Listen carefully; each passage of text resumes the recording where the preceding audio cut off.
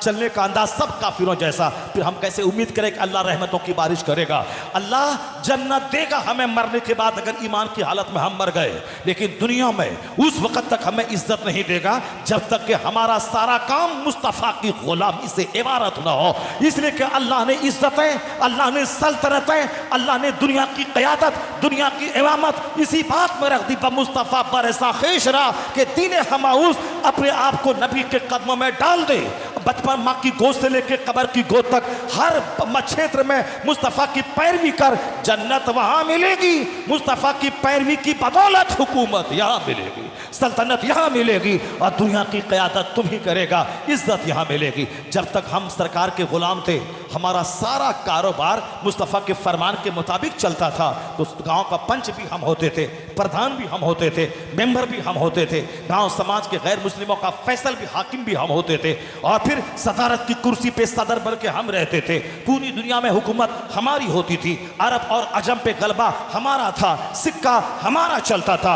मजूसियों की सरजमीन पे हमारी हुकूमत बनी, यहूदियों की सरजमीन पे हमारी हुकूमत बनी, ईसाइयों की सरजमीन पे हमारी हुकूमत बनी, यहाँ तक कि बुद्धिस्टों की ज़मीन ऑस्ट्रेलिया, इंडोनेशिया, वहाँ आज दुनिया का सबसे बड़ा मुल्क, बड़ी आबादी वाला मुसलमानों का इंडोनेशिया कहलाता है। वह ज़मीन बुद्धिस्टों की थी, लेकिन हिंदुस्तान से मुसलमानों की हुकूमत का सूरज जैसे ही गुरूब हुआ, अल्लाह ने इंडोनेशिया का ज़बरदस्त मुल्क हमें हमारे हवाले कर दिया। उधर एक तरफ रूम, स्पेन हमारे हाथ से निकला, दूसरी तरफ इंडिया हमको हवाले किया गया। इंडिया हाथ से निकला मुसलमान हाकिमों के हाथ से, तो फिर इंडोनेशिया एक ज़बरदस्त मुल्क मुसलमानों के हवाले किया। अल्लाह ने हुकूमत भी दिया, अपना वादा सच्चा करके दिखलाया, इज्जत मुसलमानों को दी, पूरी दुनिया पे धमक मुसलमानों की थी। लेकिन जब से हमने फिल्मी कल्चर, मगरबी कल्चर, हिंदुआना कल्चर, मुशरिकाना कल्चर हमने इख्तियार किया, हमने आलिमों को साइड कर दिया कि आलिम या मौलवी हमें नमाज की तालीम देने वाला, ये 2-4 रुपए हमारे रहमो करम पे कमाने वाला,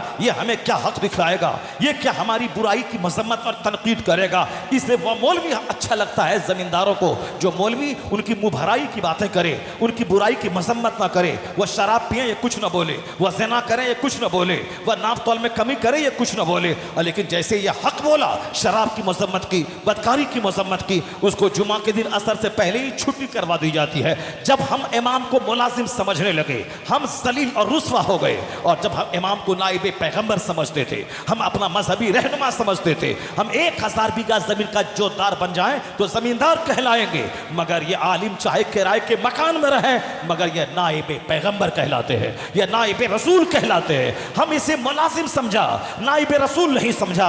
जिस दिन नाइबे रसूल समझ लेंगे, जिस तरह आका अलैहिस्सलाम की बात की अहमियत है, उसी तरह आका अलैहिस्सलाम के बात का प्रचारक, ये नाइबे रसूल की बात की अहमियत मेरी निगाहों के सामने हो जाएगी। हमारे बच्चे इनकी नकल करेंगे, हमारे बच्चे इनका खुतबा सुनेंगे, हमारे बच्चे इनकी हिदायत पर अमल करेंगे। लेकिन आज हमने इनको जलील करके हाशिए पे खड़ा कर दिया और हमने फिल्म के हीरो की बात मानी, हमने क्रिकेटर को महत्वपूर्ण बनाकर बच्चों के सामने पेश किया। इसलिए हमारा बच्चा खिलाड़ी की नकल करता है, हमने फिल्म के एक्टर को कामयाब बना के पेश किया, इसलिए हमारा बच्चा वह फिल्म के एक्टर की नकल करता है। हमने पॉलिटिक्स को दुनिया का एक जबरदस्त डिपार्ट बना के पेश किया, चाहे झूठ हो, लूट और खसोट हो। हिंदुस्तान को जितना जाहिलों और किसानों ने नहीं लूटा, उतना ऑक्सफोर्ड और कैम्ब्रिज और पटना यूनिवर्सिटी के पढ़े लिखे लोगों ने लूटा है। जितने बड़े बड़े घोटाले हुए, सिर्फ इल्म की वकालत इस्लाम ने नहीं किया है, वह इल्म जो इल्म नाफे हो, जो इल्म नफा दे, जो आदमी को इंसान बना दे। इसलिए जो कहता पढ़िए पढ़िए पढ़िए पढ़िए, वह डकैतों की जमात में इजाफा करना चाहता है। क्योंकि जितने चोर हैं हिंदुस्तान के, वह सारे जाहिल, सब पढ़े लिखे लोग। चाहे कोयला घोटाला हो, चाहे चारा घोटाला हो, चाहे ताबूत घोटाला हो, चाहे राफेल घोटाला हो, चाहे जो भी घोटाला हो, सारे घोटालों में पढ़े लिखे लोग मुलविस थे। कोई किसान, कोई चाय बेचने वाला, कोई बिजनेस करने वाला उस मुलविस नहीं है। तो जो लोग पढ़ने का मकसद पैसा कमाना समझते हैं, वो इसका मतलब है IAS ऑफिसर बना करके चोर बनाना चाहता है, वह डॉक्टर बना के समाज का डकैत बनाना चाहता है। लेकिन जब नजरिया बदलेगा, वो नजरिया जो इस्लाम ने दिया है, पढ़ने का मकसद अपना मकसद हयात पहचान जानना, अल्लाह का डर दिल में आना, समाज की सेवा करना, भले बुरे की तमीज करना, हराम और हलाल में फर्क पैदा करना, इंसान बन के जिंदा रहना, मानवता की सेवा करना, चाहे भिखारी बन के सड़क किनारे रहे पर हराम पे बुरी नजर नहीं डाल, हराम पे निगाह लालच नहीं डालना, किसी दूसरों की औरतों पे बुरी निगाह नहीं डालना। पढ़ने का मकसद ही है जो राइट और रॉन्ग में फर्क करे, जो भले और बुरे में फर्क पैदा करे, जो गुड और बैड में फर्क पैदा करे। अगर नहीं करता हो वह जाहिलों से बदतर है। इसलिए हुजूर ने 1400 साल पहले कहा था, अल्लाहुम्मा इन्नी अस्अलुका इल्मन नाफिआ, ए अल्लाह इल्मे नाफे का सवाल करता हो।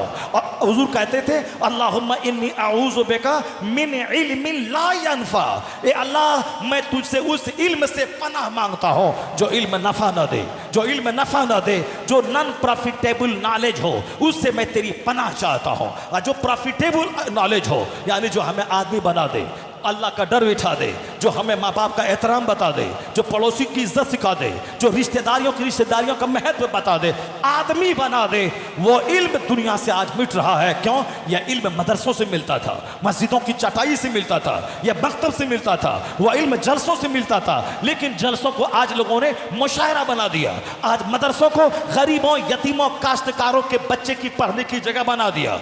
स्कूल और कॉलेज को बड़े बड़े पौश और मालदार अरबपति अपने बच्चों को वहां पढ़ाएंगे, अपनी बच्चों को वहां पढ़ाएंगे। तो जहां से मानवता का सबक मिलता था वह इदारे तो बंद होने लगे। इंसान बनाने की फैक्ट्री ये मदरसा, इंसान बनाने की फैक्ट्री ये खानका, इंसान बनाने की फैक्ट्री ये दीनी मजलिस है, यह फैक्ट्री बंद होने लगी। जब फैक्ट्री बंद होगी प्रोडक्शन कम होगा, जब पैदावार कम होगी तो चोरों की तादाद में इजाफा हुआ, डकैत में इजाफा हुआ, लुच्चों लफंगों, दूसरों की औरतों की आबरू लूटने वाले लुटेरों में इजाफा हुआ। कलकत्ता के आरजी मेडिकल कॉलेज में जो कुछ एक महीना पहले हुआ, वो किसी काश्तकार ने किया है, वो किसी पान बेचने वाले ने किया है। एक बहुत बड़े मेडिकल कॉलेज के प्रिंसिपल जिसमें मुलव्विस है और उसका साहब, उसका गुर्गा जो मुलव्विस है, कोई जाहिल चपरासी औरत नहीं थी, वो साहब लेडी डॉक्टर थी। ट्रेनी डॉक्टर के साथ मेडिकल कॉलेज के प्रिंसिपल ने जो कुछ किया, क्या कहेंगे आप?